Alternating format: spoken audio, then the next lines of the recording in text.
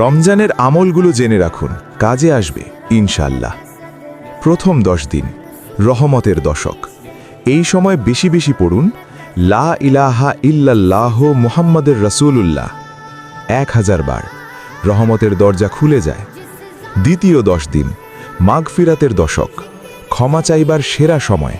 পড়ুন আস্তাগফিরুল্লাহ রাব্বি মিন কুল্লি জামবিউ ওয়া আতুবু ইলাইহি লা হাওলা ওয়ালা কুওয়াতা ইল্লা বিল্লাহিল আলিয়্যিল আযীম 1000 বার। গুনাহ মাফ হবে ইনশাআল্লাহ। তৃতীয় 10 দিন নাজাতের দশক, জাহান্নাম থেকে মুক্তির সময়। পড়ুন আল্লাহুম্মা ইন্নী আসআলুকাল জান্নাতুল ফিরদৌস 1000 বার। জান্নাতের দোয়া করুন। শেষ 3 দিন প্রতিদিন 11 বার পড়ুন আল্লাহু আকবার, আল্লাহু আকবার, আল্লাহু আকবার, লা ইলাহা ইল্লাল্লাহু, আল্লাহু আকবার, আল্লাহু আকবার, ওয়ালিল্লাহিল হামদ। রমজানকে হাতছাড়া করবেন না। এই 30 দিনই বদলে দিতে পারে আপনার জীবন।